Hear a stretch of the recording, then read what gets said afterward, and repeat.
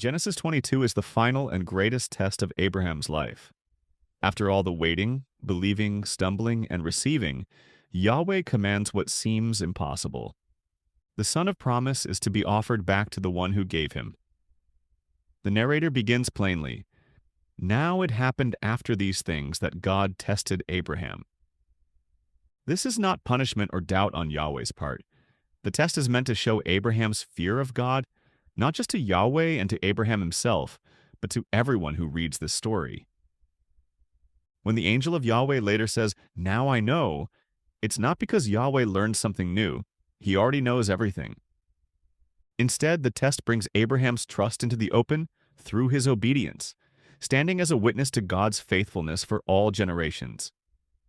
Yahweh's command, "Take your son, your only one, whom you love, Isaac," strikes slowly and deliberately, emphasizing Isaac as the sole bearer of the covenant promise after Ishmael's departure. This son, miraculously born, deeply loved, and divinely appointed, must now be laid on the altar. The cost is made plain before the command is complete. Abraham is told to offer Isaac in the land of Moriah, on a mountain Yahweh will reveal, just as he was once told to leave his father's house for a land God would show him. This is the ultimate test of Abraham's faith. Abraham obeys without hesitation. Rising early, he prepares the donkey, the servants, the wood. There are no recorded words. The narrative simply shows silent trust and faithful obedience. On the third day, he lifts his eyes and sees the mountain in the distance. 3 days in which Isaac has already been given over in his heart. At the foot of the mountain, Abraham tells the young men, "We will worship and we will return." These words suggest more than optimism. They show confidence in God's faithfulness, even if Abraham doesn't yet know how the promise will survive. Hebrews 11 later affirms that he believed God could raise the dead. Abraham then places the wood on Isaac's back, while he himself carries the fire and the knife. And the two of them walk on together. The details are sparse but important. The son carries the wood for his own offering. The father walks beside him with the instruments of death. This moment points forward to another beloved son who will walk up another hill. Twice we are told, "The two of them walked on together." Between those two statements comes the only conversation between father and son.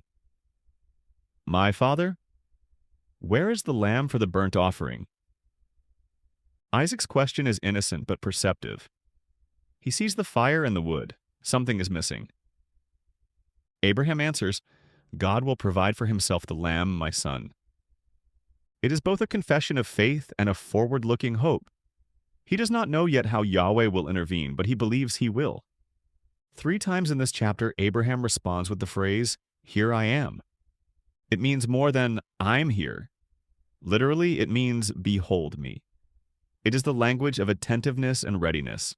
Unlike Adam, who hid when God called, Abraham stands before Yahweh in full availability. He says it to God, to Isaac, and finally to the angel of Yahweh. In each case, he does not argue or delay. He listens. Faith does not always speak much, but it shows up when called. At the summit, Abraham builds the altar, arranges the wood, binds his son, and lays him on top. No struggle is recorded. Isaac, strong enough to carry the wood, is also willing. The obedience here is not only Abraham's. The son lies down, and Abraham lifts the knife. Then the call comes, "Abraham, Abraham," a doubled name that marks urgency. The angel of Yahweh speaks. Again, "Here I am." The voice now speaks from heaven. The test is complete. "Do not stretch out your hand, for now I know that you fear God, since you have not withheld your son, your only one, from me." Yahweh affirms Abraham's obedience and names it for what it is. Fear of God shown through trust, even when the command seemed to threaten the promise. Then Abraham lifts his eyes once more. A ram is caught by its horns in a thicket. He takes it and offers it in the place of his son. This is substitution, not as an idea, but as an act. The son is spared. Another takes his place. And Abraham names the place Yahweh Yireh.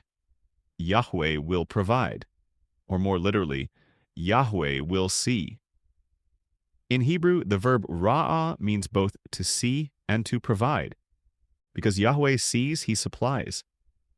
The saying that follows, "In the mount of Yahweh it will be provided," will echo far beyond that moment. What God has done here foreshadows what he will do again.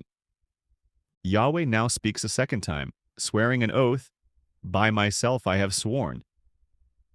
Nowhere else in Genesis does God bind himself this way, marking the certainty of his promise. Because Abraham has not withheld his son, Yahweh confirms the covenant with absolute finality. The seed will multiply, the nations will be blessed, and Abraham's offspring will possess their enemies' gates. This promise of victory echoes the pledge that the woman's seed will crush the serpent's head, pointing to Christ's decisive triumph over Satan. While it anticipates Israel's conquest in the Promised Land, its deeper fulfillment lies in Jesus, the true seed, who breaks Satan's power and blesses all nations. After his journey to Mount Moriah, Abraham returns to Beersheba, where he previously called on Yahweh's name, and lives there again. The chapter ends with a short genealogy from Nahor's family, which might seem out of place at first, but it functions as a quiet bookend to Abraham's journey and prepares for the transition to Isaac. Among the names in the genealogy is Rebekah, daughter of Bethuel, introduced almost in passing yet clearly set apart by God. With the covenant reaffirmed on the mountain and the promised seed preserved, only two things remain: a burial place in the land and a bride for Isaac. This closing genealogy signals that Yahweh is already providing both, guiding the covenant forward not by chance or human strength, but by his own faithful hand. These events on Moriah, God's provision, Abraham's obedience, and the victory of the seed, form a pattern foreshadowing God's greater plan. Isaac, called your son, your only one, whom you love, is the child of promise, miraculously born by God's power. So too, Jesus, declared God's beloved Son at his baptism, is the true seed, born by the Spirit. Isaac carries the wood, Jesus carries the cross. Isaac submits willingly, asking only, "Where is the lamb?" Jesus, silent as a lamb, offers himself. On Moriah, a ram is provided, sparing the son.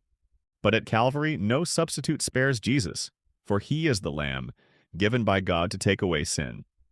Moriah, later the site of the temple where sacrifices atone for sin, points to Christ's final sacrifice. The oath that the seed will bless all nations finds its fulfillment in Jesus, the true seed, whose death and resurrection bring life to many. Genesis 22 is not an allegory but a pattern, revealing a God who provides not just a ram, but his own son, not for one man, but for all nations. The mountain of Moriah testifies to Abraham's steadfast faith in Yahweh, especially his boundless grace. Yahweh sees and provides. Thanks for watching this video. If you found it helpful, don't forget to like, subscribe, and hit the bell icon so you won't miss future videos. And if you're able, leave a kind comment below. You can also share it with others, so they too can see the truth and trust in the Lord Jesus.